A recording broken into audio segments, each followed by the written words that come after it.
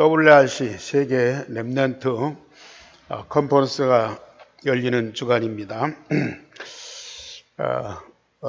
코로나 이전에만 해도 15,000명, 2만 명이 한 곳에 모여서 전 세계적인 대축제를 했습니다마는 지금 여러 가지 여건상 함께 모일 수 없고 또 많은 숫자가 모여서 퍼레이드를 벌리는 것도 중요하지만은 우리 렘넌트들에게 가장 중요한 것은 복음이 각인 뿌리 체질되고 오늘 시대에 주시는 메시지를 받는 것이 중요하기 때문에 각 타운으로 모여서 메시지 중심으로 이번 컨퍼런스를 준비하고 있습니다.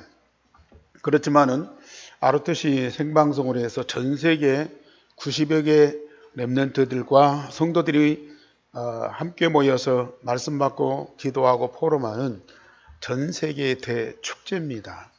이런 축제에 우리 애안교회, 우리 렘넌트와 성도들이 아까도 우리 기도하는 분들이 사이드에 있지 말고 중앙 속에 가장 핵심 속에 들어가서 최고의 응답을 노리도록 그래서 이번 한 주간 우리 성도들이 어른들도 렘넌트로서 함께 응답을 받아야 하기 때문에 교회에 시간 맞춰서 모이고 혹시 좀 상황이 모일 수 없으면 RTC 방송을 통해서라도 꼭 현장에서 말씀을 듣고 같이 응답을 누리시길 바랍니다. 우리가 날마다 유일성의 복음을 24시 기도로 누리고 강단해 주시는 말씀의 흐름 속에 있으면 지난주 말씀드렸듯이 복음 안에 나의 생명보다 귀중한 것이 발견되고 지금 이 말씀 속에 세상에서 찾을 수 없는 보화를 발견하게 됩니다. 그래서 바울은 지난주도 말씀드렸지만은 이 복음을 증거하는 일을 위해서는 나의 생명을 조금 더 귀한 것으로 여기지 않겠다. 그런 고백을 했어요. 오늘 성경 말씀에서는 나는 예수의 이름을 위하여 죽을 것도 각오했다. 이런 고백을 했습니다. 하나밖에 없는 나의 생명을 왜 이렇게 바쳐야 되느냐. 또 우리 육신의 생명을 그렇게 가치 없게 느끼는 거 아니냐. 막 그렇게 느낄 수도 있습니다. 그러나 사실상 24시 복음을 누리고 말씀 흐름 속에서 복음 안에 있는 어마어마한 것들을 발견하고 말씀 속에 있는 하나님이 감춰놓은 보화를 발견하는 사람들은 이런 고백을 당연히 할 수밖에 없는 거예요. 우리 한교 성도들은 오래 믿었든지 이제 믿었든지 잘 믿든지 못 믿든지 반드시 바울이 고백한 그 고백이 나의 신앙의 고백이 되어야 됩니다. 이게 정상적인 거거든요. 고린도후서 4장 7절에서 9절에 보면은 역시 바울이 고백한 거예요. 우리가 이 보배를 질그릇에 가졌으니 이는 심히 큰 능력은 하나님께 있고 우리에게 있지 아니함을 알게 하려 함이라. 이 큰 보배를 어디에 담았다고요? 질그릇에 담았다. 그 질그릇은 뭐냐? 우리 육신이고 우리 인생 자체예요. 우리는 질그릇이에요. 언젠가는 깨지고 없어져요. 100년 넘어가기 힘듭니다. 그 안에 상처받고 금가고 더럽혀지고 그런데 그 안에 담겨진 보배는 하나님의 능력의 심히 큰 것이 담아져 있다. 하나밖에 없는 우리 인생, 우리 육신의 생명만 보지 마시고 영접하는 자, 곧 그 이름을 믿는 자들에게는 하나님의 자녀가 되는 권세를 주셨다. 여러분들이 알든지 모르든지 예수님을 그리스도라고 고백하고 마음에 영접했으면 질그릇 같은 여러분들의 생명과 인생 안에 세상에서는 비교할 수 없는 가장 큰 보배가 담겨져 있다. 이걸 발견해라 그 말이에요. 우리가 항상 예수의 죽음을 몸에 짊어지면 예수님의 십자가의 죽음을 생각할 때마다 그 그리스도 통해서 예수의 그 생명이 내 몸에서 나타난다. 예수님의 그 생명이 내 몸에서 나타난다. 바울처럼 내가 예수 이름을 위하여 죽을 것도 각오했노라. 그런 고백을 하고 이런 믿음의 확신을 가진 여러분들, 예수의 생명이 또한 우리 죽을 육체에 나타나게 한다. 질그릇 같은 내 인생을 버려라가 아니라 무시해라가 아닙니다. 정말 내 자신이 어떤 존재인가를 알고 내 안에 하나님이 주신 것들을 발견하면 내 안에 어마어마한 것들이 담아져 있어요. 이것을 날마다 복음과 말씀을 통해서 발견하고 기도 응답으로 누리는 여러분들이 여러분들 안에 있는 예수의 생명의 모든 것들을 우리가 충만하게 가지게 되는 자거든요. 이거 발견 못하면 내가 누구예요? 질그릇이에요. 상처받을까 봐서 깨질까 봐서 늘 조심을 해야 돼요. 날마다 불안해요. 지금 뭐 코로나 다시 확산되고 막 난리가 나는데 그것 때문에 긴장을 해야 돼요. 물론 그걸 무시해서는 안 되죠.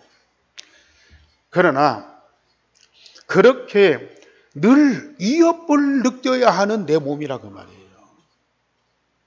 그런데 사람들은 그럴 수밖에 없는 것이 하나밖에 없으니까 이거 없어지면 다 끝나는 줄 알아요. 그래서 이걸 보관하고 관리하고 지키고 더 치장하고 뭔가 막 강하게 만들려고 운동도 하고 막 그래요. 그런데 한계가 있잖아요. 어떤 분들은 이 몸에 막 집착을 해요. 이 몸밖에는 몰라. 가족도 모르고 친구도 모르고 내 몸 하나 지키고 이거 치장하고 이거 보호하고 여기에다가 모든 집착을 다 해버려요. 너무 집착해갖고 자기를 더 망가뜨리는 사람들이 많아. 우리 성도님들은 진짜 내 안에 어마어마한 이 복음과 그 복음 통해서 하나님이 주시는 영원한 축복과 응답들이 충만한 것들을 발견하셔야 돼요. 그거 누려보세요. 내 육신도요. 우리 질그릇 같은 우리 육신도요. 진짜 건강해져요. 진짜 그 보배로운 그 보배 때문에 우리 육신도요. 더 아름다워진다니까요. 그래서 우리는 현장도 복음의 눈으로 보고 세상도 복음의 눈으로 보고 문제도 복음의 눈으로 보고 시대도 복음의 눈으로 봐야 되겠지만은 나를 복음의 눈으로 봐라. 먼저 하나님이 만드신 나를 발견하고 하나님이 나에게 복음 통해서 주신 나의 것을 발견하고 나의 현장, 나의 미래 하나님이 준비해 놓으신 거 그거 발견해라. 그걸 기도를 통해서 날마다 누려보세요. 저는 24시 막 가슴이 설레요. 아침에 일어나면 그렇게도 막 가슴이 벅차요. 왜요? 어제와 똑같은 하루가 아니거든요. 오늘 또 내 안에 있는 복음 되신 그리스도와 나와 24시 함께 하시는 성삼위 하나님과 말씀 속에서 사는 그 인생 삶이 얼마나 감동적인지 몰라요. 정말 인생 사는 것 자체가 얼마나 영광인지 모릅니다. 그래서 제가 여러분들에게 늘 드리는 말씀, 여러분들이 가정에서 가장이고 직장에서 무슨 직책이 있고 사회에서 어떤 존경을 받아도요, 나는 복음으로 구원받은 하나님의 자녀다. 나는 이 땅에서 하늘 보좌의 모든 축복을 누릴 천국 시민권자다. 나는 세상 모든 사람들에게 답을 주고 그들을 살려낼 그리스도의 제자다. 이런 믿음과 확신 갖고 매일 살아가야죠. 그게 인생의 삶이죠. 막 돈 때문에 징징대고 사람 때문에 막 싸우고 뭐 물건 때문에 서로 막 경쟁하고, 그렇다면 우리 인생 자체가 얼마나 피폐해지고 참 보잘것없는. 그래서 세상 사람들이 사람들과 더불어 함께 먼 일을 하지만은 인생 자체를 아주 무시해버린다니까요. 그 정치인들이나 사회 사람들을 입에서 나오는 그 사람에 대한 자기들과 가깝고 함께하는 사람들을 평가하는 얘기들을 들어보세요. 인간을 취급 안 된다니까요.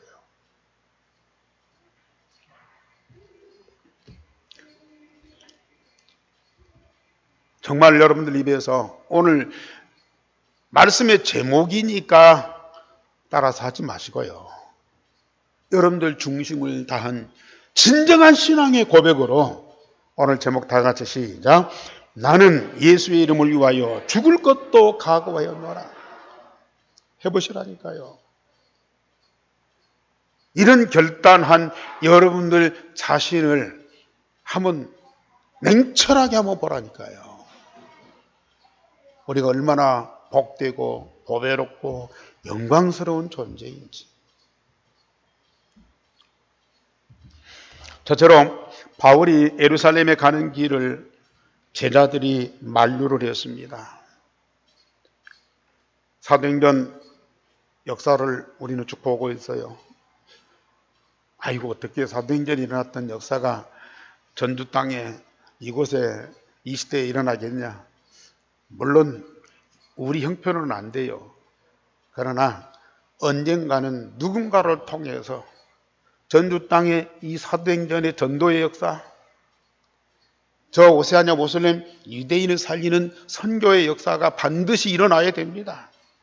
여러분들 아니면 다른 사람 아니면 여러분들 후대들을 통해서 이 역사는 반드시 일어나야 돼요.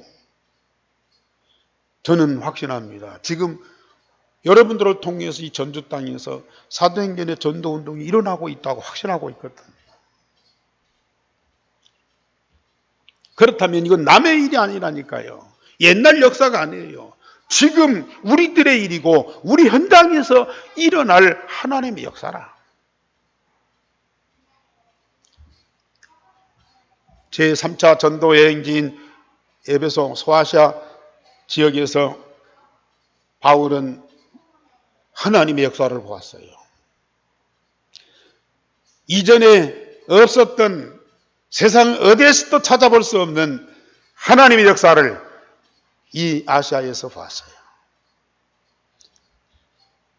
그것뿐만 아니라 로마에 대한 하나님의 비전을 본 거예요. 에베소에서 일어났던 하나님의 역사를 저 강대국인 그 시대의 땅끝인 전 로마에서도 보아야 하리라. 그걸 본 겁니다. 그래서 로마로 가기로 작정하고 막바로 갈 수 있지만은 그러나 절차가 있어요. 함께 갈 제자들을 챙기는 거죠. 그리고 안디옥 교회 파송을 받았잖아요. 안디옥 교회에 가서 이 상황을 보고를 해야 돼. 또 예루살렘 총회가 있잖아요. 총회에다가 보고하고 총회 지도를 받고 파송을 받아서 로마로 가요.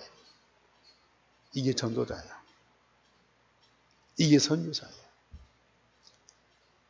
바울은 정확하게 하나님의 인도받는 전도자이기 때문에 나름대로 할 수 있어요. 그러나 전도운동, 선교운동은 혼자 하는 것이 아니에요. 교회와 함께.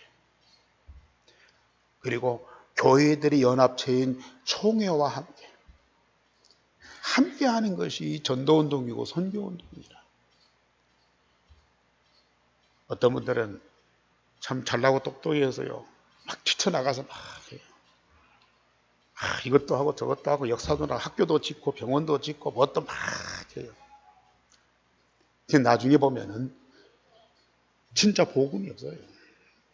그 사람 업적은 남아있어요. 대단한 역사는 남아있는데요. 복음은 없어요. 무섭습니다. 이게. 그래서 예루살렘으로 돌아가는 그 길에 지나가면서 장로들과 그리고 제자들을 찾아서 이제 격려를 했습니다. 바울팀이 밀레도에서 구보로와 수리아를 거쳐서 두로에 상륙했는데 제자들이 성령의 감동으로 바울더러 예루살렘에 들어가지 말라고 만류를 하는 거예요. 제자들이 인간적인 애정으로 자기 선생이 예루살렘에서 당할 고난을 생각할 때에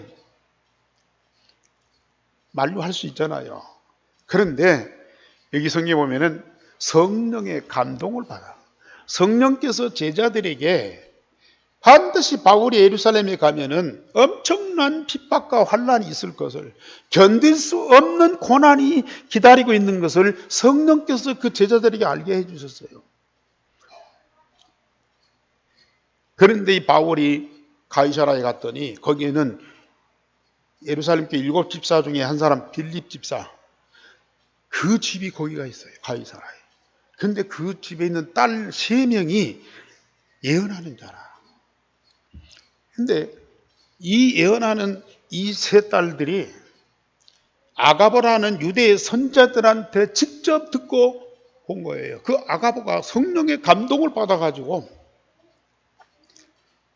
환상을 보았는데 바울이 예루살렘에 가서 묶여가지고 고난받고 이방인들한테 넘겨주는 그걸 딱 본 거예요. 그러면서 이 딸 셋이 자기 집에 머무는 이 바울에게 절대 예루살렘 가지 말라고 울면서 만류를 하는 거예요. 그러면서 직접 바울의 몸, 손, 발을 갖다가 이 밧줄로 꽁꽁 묶고 예루살렘에 가면 당신 이렇게 고난받는다. 아가보가 환상 이렇게 봤다. 그러면서 울면서 말을 보내는 거예요. 그것도 성령께서 감동해서 아가보에게 알리게 하고 이 딸 셋이 감동을 받고 그걸 바울에게 전달하는 거예요. 우리 성도님들, 인간적인 애정으로 만류한다면, 아니 그냥 예루살렘에 핍박이 있고 환란이 있으니까 그걸 막는다면 이해는 가요. 그러나 성령의 감동을 받은 제자들이 또 선지자가 이렇게 만류한다면 뭔가 하나님 뜻이지 않겠습니까? 기도하는 사람들이에요. 말씀 가지고 믿음으로 앞서서 이 헌신하는 그런 지도자들이에요. 그렇다면 바울도 뭔가 생각을 하고 참작을 해야 할 거 아니겠어요.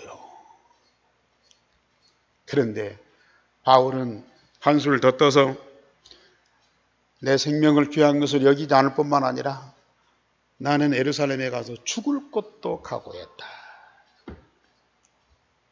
왜 그래요? 바울도 성령의 감동을 받은 사람이고 이 제자들도 성령의 감동을 받은 사람. 그런데 이 제자나 야고보는 성령의 감동을 받아서 그 땅에 일어날 사실을 본 거예요. 맞는 얘기예요. 그런데 바울은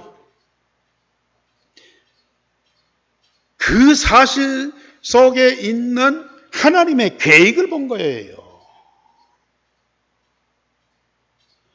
그것이 로마를 향한 하나의 과정이에요. 그게 전부가 아니에요. 바울은 그걸 본 거예요. 우리 중자나 성도님들 하시는 말씀 다 일리가 있고 맞는 얘기예요. 그러나 그 배경과 그 미래를 제대로 볼 수 있는 영적인 사람이 되어야 된다. 일어나는 사건과 문제만 보지 말고 그것 통해서 이루실 하나님의 역사를 보고 계획을 볼 수 있는 눈이 열려야 돼요. 바울은 그걸 봤어요. 그리고 바울은 아까도 말씀드렸지만은 자기 몸 질그릇이에요. 이 질그릇 안에 있는 복음과 복음 안에 주어진 어마어마한 영적인 사실들을 저는 갖고 있어요. 그리고 질그릇도 죽고 사는 것이 저 예루살렘에 핍박하는 사람들에게만 그들에게 있는 것이 아니에요. 나의 생명의 주권이 하나님의 손에 있어. 하나님이 죽이시면 죽는 것이고 하나님 살리면 사시는 거예요. 사람들은 저렇게 강하고 위협하고 대적하는 사람들 속에 내 생명이 있는 것처럼 죽고 사는 주권이 그 속에 있는 것처럼 벌벌 떨거든요. 그런데 바울은 내 생명에 죽고 사는 것이 저들에게 있는 것이 아니고 하나님 손에 있다. 그 딱 믿어지는 거예요. 우리 이걸 봐야 돼요. 사실입니다. 이건 알아도 되고 몰라도 되고 그거 아니에요. 반드시 알 거예요. 정말 이런 것들을 못 보면 우리는 전도운동 할 수가 없어요. 이런 어마어마한 영적인 사실을 날마다 체험하고 누리지 않으면 우리는 한시도 복음운동 할 수가 없어요. 금방 당장에 막 와서 막 욕하고 핍박하고 때리고 그러는데 할 수 있어요? 그러나 그건 당연한 과정이다. 이것 통해서 나를 더 영적으로 성숙시키는 거예요. 전도자를 더 성장시키는 거예요. 두 번째로 바울이 예루살렘에 도착하여서 결례의식을 행하였습니다. 예루살렘의 형제들이 바울팀을 영접합니다. 바울이 그 예루살렘 교회에 들어가서 야고보, 지난번에 말씀드렸죠. 이 야고보는 예수님 제자가 아니고 예수님의 동생 중에 한 사람이에요. 예수님 살아계실 때는 이 동생이 예수를 안 믿었어요. 예수님 미쳐서 돌아다닌다고 욕하고 다녔어요. 그런데 예수님 십자가 부활의 복음을 완성한 이후에, 승천한 이후에 제가 예수를 믿은 거예요. 참 희한한 일이죠. 한 가족인데 안 믿어. 오히려 미쳤다고 욕해. 그런데도 언젠가는 이가 예수를 믿는데요. 예루살렘 교회 감독이 되었어. 총책임자가 됐어. 사도들은 이곳저곳에서 복음운동하고 예루살렘 교회를 맡아서 총감독하는 자가 이 야고보가 됐어요. 그래서 야고보가 총책임자. 바울은 사도예요. 제자인데 꼭 야고보한테 가서 보고하고 또 지도받고 그러고 복음운동하는 거예요. 이 야고보와 장로들을 만났습니다. 그리고 하나님이 지금까지 이방 땅에 선교의 문을 여시고 역사하신 사실을 쭉 보고를 했어요. 그랬더니 거기 모인 사람들이 하나님 앞에 다 영광을 돌리면서 감사의 박수를 쳤어요. 그런데 이 야고보와 이 장로들이 바울에게 부탁을 하는 거예요. 지금 예루살렘에 유대인들이 믿는 사람들이 수만 명이 있는데 이 사람들이 당신들을 좀 오해를 하고 있다. 바울은 율법도 지키지 말고 할례도 받지 말고 오직 예수만 믿으라고 한다.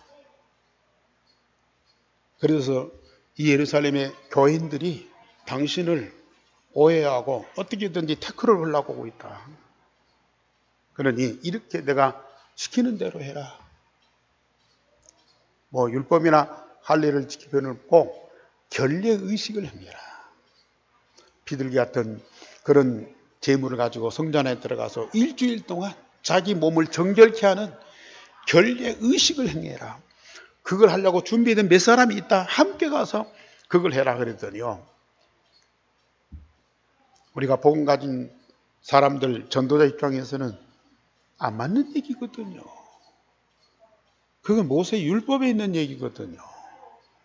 그런데 모세는 이 바울은 그 교회가 시키는 그대로 일주일 동안 성전 안에 있으면서 결례의식을 행했어요. 왜 안 맞는 것을 하느냐. 실컷 율법에서 해방받고 할례 받지 않아도 된다고 그렇게 가르쳐 놓고 왜 당신은 그 율법대로 결례를 행하냐. 잘 들으셔야 돼요. 그거 할 필요 없어요. 그러나 아직 예루살렘 교회 안에 있는 그 유대인들은 복음이 100% 이해가 안 된 거예요. 자기들은 유대인, 아브라함의 자손, 선민 사상이 지금도 남아 있어요. 지난번에 베드로도 그랬잖아요. 사도인 베드로까지 선민 사상이 있었죠. 그리고 모세의 율법을 지켜야 된다는 그 사상이 지금도 남아 있는 거야. 복음도 믿지만은 모세 율법도 지키고 유대인만의 어떤 선민 사상 이걸 가지고 있다고 말이에요. 그런데 바울이 이방인들에게 복음 전하고 율법도 지키지 말고 할례도 받지 말라고 그렇게 가르친다는 소문 듣고 이 사람들이 막 분노하고 있어요. 그렇다고 해서 이 사람들하고 싸워야 되느냐? 아직 영적인 수준이 그 정도니까 그 사람들을 이해하고 수용하고 포용하는 거예요. 맞다가 아닙니다. 그 사람들을 내쳐서도 안 되잖아요. 예수 믿고 구원받았어요. 그러니까 그 사람들을 이해시켜서 그것이 맞지 않다는 것을 확인될 때까지 그 사람들의 생각이나 의견이나 말들을 수용해주고 포용해주고 함께 하면서 그러면서 복음을 심어가는 거예요. 이것이 하나님 방법이고 이게 복음적인 방법이거든요. 아까도 성령의 감동으로 제자들이 말하니까 안 가야 되는 거 아니냐. 율법에 그렇게 할례를 얘기했지만은 그거 복음으로 이미 끝났으니까 안 해야 되는 거 아니냐. 물론 맞는 얘기죠. 그런데 그 깊은 배경을 우리가 봐야 돼요. 그리고 그 사람들의 영적 상태를 우리는 참조를 해야 돼요. 그래서 맞다 틀렸다가 아니라 우리는 틀린 것도 인정할 수 있어야 돼요. 안 맞는 것도 수용할 수 있어야 되고. 우리가 사회 속에 들어가서 당신들 불신자 상태에서 마귀의 자녀예요. 그 운명에서 영원히 저주받고 멸망하니까 빠져나와야 된다. 맞는 얘기예요. 그러나 빠져나왔다고 해서 금방 당신들 복음으로 각인뿔이 체질되고 하나님 말씀으로 당장 다 바꿔라. 그럴 수가 없잖아요. 이해되면서 체질 바꾸어지고 온전케 되어질 때까지 뭐예요? 도와주고 기다려주고 함께 해주고 이게 필요합니다.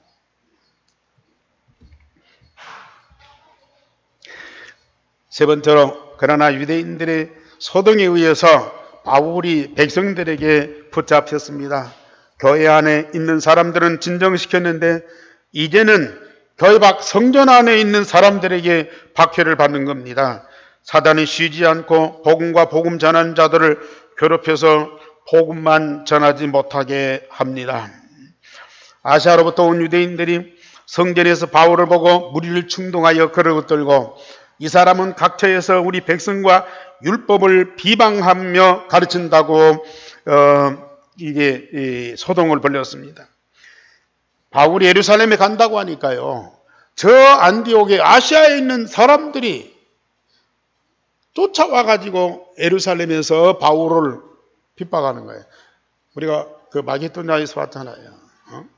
그 빌립보에 있던 유대인들이 저 베사로니가까지 와서 막 바울을 괴롭히는 거예요. 바울 가는 곳마다 유대인들이 따라다니면서 박해했잖아요. 그런데 이제 예루살렘에 오니까 예루살렘까지 쫓아와서 이 유대인들이 이 사람은 각처에서 우리 백성과 율법을 비방해서 가르친다고 그렇게 사람들에게 말하는 겁니다. 그리고 헬라인들을 데리고 성전에 들어가서 거룩한 것을 더럽혔다. 바울이 전에 에베소 사람 드로비모하고 시내에 함께 있었어. 그런데 이 사람들이 그걸 본 거예요. 시내에 헬라인인 드로비모하고 바울이 함께 있었던 그걸 보고 바울이 저 드로비모하고 성전 안에도 같이 들어갔을 거 아니냐. 반대하는 사람들 참 이렇게 억지 소리 하는 사람이 많아요. 아니 성전에 들어가 앉아 있는 거 보지도 않고 시내에 같이 있었던 것만으로도 성전에는 같이 있다 이렇게까지 비화를 시키는 거예요. 이게 인간의 마음과 생각이에요. 다른 사람 억압하고 굴복시키기 위해서 잘못 아닌 것도 잘못한 것으로 없는 죄도 뒤집어 씌우고 이런 것들이 인간 세상이에요.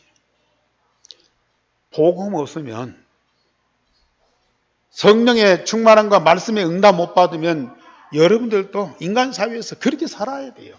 저도 그렇게 살았어요, 과거에. 나하고 안 맞다. 반대되는 사람이다. 그러면요, 무슨 짓을 해서라도 그 사람들을 모욕하고, 이거 억누르고, 그리고 무너뜨려야 돼요. 이런 것들이 우리 인간, 그것이 사회에서뿐만 아니라 가정에서도, 가족들끼리도 그런 것들이 일어난다니까요. 자, 이게 완전히 인간이 할 짓입니까? 이건 사단이 하는 짓인데 거기에 노예포로 속국된 사람들은 어쩔 수 없는 거예요, 이게. 그런데 복 맞은 우리들은 아무리 죄와 저주 가운데 있고 멸망할 지경에 있어도 그 사람들에게 복음을 증거해서 그 속에서 빠져나오도록 운명을 바꿔주고 생명을 바꿔주고, 아니 핍박하는데도 그 사람들에게, 아니 우리와 전혀 상관없는 그 사람들의 현장 속에 들어가서 그들을 도와주는 거 아닙니까, 이게 뭐.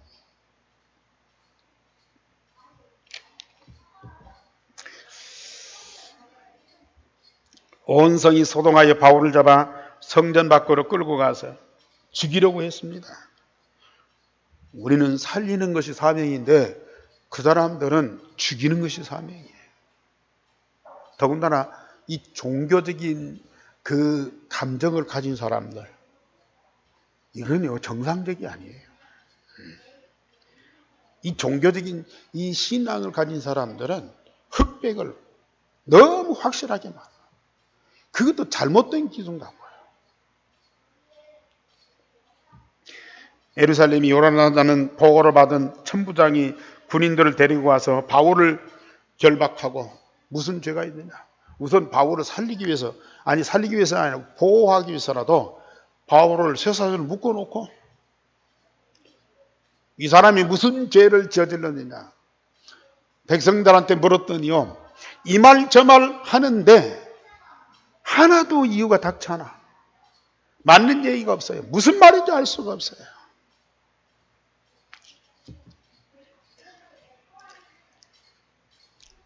바울에게 죄가 있을 수 없죠. 억지를 부리는 겁니다. 우리는 그렇게 억지를 부리는 사람들 넘어서야 돼요. 그럴 수밖에 없어요. 네. 우리는 그걸 넘어서야 된다니까요. 거기에 같이 부딪히면 안 돼요. 그럴 힘이 일반인들에게는 없어요. 그러나 복음 가지고 아까 말씀드린 대로 복음 안에 나의 생명보다 귀한 것이 있음을 발견하는 사람들은 얼마든지 가능한 거예요. 이게. 백성들이 폭행을 하려고 하니까 천부장이 바울을 보호하려고 영내로 끌고 갔어요. 백성들을 차단시켜놔. 하나님이 천사를 보내신 것이죠. 전도자는 하나님의 절대적인 주권 속에 있어. 전도자뿐만 아니라 하나님 자녀는 하나님의 절대적인 주권 속에 있어요. 그걸 다 믿으세요. 그러면 질그릇 같은 내 인생도 하나님의 손이 함께 하시고 우겨싸임을 당하여도 매이지 않습니다. 원수들이 아무리 무너뜨리려고 발버둥 쳐도 우리는 그 가운데에서 살아날 뿐만 아닙니다.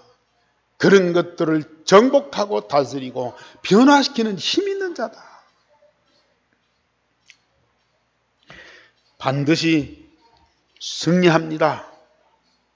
그러나 우리는 죽을 것도 각오해야 돼요. 그걸 각오하면요, 어마어마한 것들이 보여요. 내가 살라고 몸부림치면은요, 이 중요한 것들이 보이지 않아요. 그런 것들에게 집착해서 싸워야 돼요. 그러나 우리는 죽을 것을 각오하면 어마어마한 것들이 보이고요, 모든 것을 양보하고 넘어설 수 있어요. 그게 바로 승리자예요. 싸우지 않고 이기는 자예요. 그게 바로 전도자입니다. 결론적으로 말씀드립니다. 온 세상을 살리는 복음운동에는 죽음을 각오하고 생명건 결단이 필요합니다. 우리가 말씀에서 보았듯이 복음운동은 만만치 않잖아요. 정말로 어려운 일이고 가장 지극히 선한 일이고 가장 복된 일인데 이걸 싫어하는 사람이 더 많아. 반대하고 핍박하고 심지어 죽이려고 하는 사람들이 더 많아. 그렇다고 해서 이걸 포기해요? 그렇다고 해서 우리는 중단해요? 아닙니다. 그러나 무턱대고 열심히 하는 것도 아니잖아요. 우리는 정말 영적인 사실뿐만 아니라 하나님의 이루실 절대 계획을 보고 그걸 응답받게 된 거예요. 그래야만 생명건 결단을 할 수가 있어요. 우리는 영적으로 진짜 깊은 단계에 들어가셔야 돼요. 이런 전도자들에게 영원한 보호와 비밀을 말씀을 통해서 발견하고 누리게 하십니다. 이걸 응답으로 누리는 사람들 얼마나 행복한 줄 아세요? 얼마나 힘 있는 줄 아세요? 하나님이 우리 위해서 준비된 비전이 보입니다. 하나님이 우리를 위해서 쉬지 않고 일하시고 싸우시는 것이 보입니다. 우리는 그 축복을 누리면서 복음을 하셔야 돼요. 우리 후대들이 이런 응답으로 세계를 살릴 수 있는 주역으로 세우도록 도와줘야 돼요. 기도하겠습니다. 하나님, 오늘 또 예배 받으심을 감사를 드리고 특별히 우리 성도와 전도자들이 받을 응답을 말씀으로 주시니 감사를 드립니다. 절대 놓치지 않고 언약을 붙잡고 마음에 깊이 담고 기도로 응답을 누리는 우리 온 성도들이 되게 하여 주옵소서. 하나님의 절대 계획, 절대 목표는 어떤 경우에도 반드시 성취되고 특별히 이런 언약 가진 전도자들을 통해서 성취되고 이루어지는 것을 믿습니다. 그 언약 가지고 함께 응답을 누리는 우리 함께 모든 성도들이 되게 하여 주옵소서. 주 예수 그리스도 이름으로 기도하옵나이다. 아멘.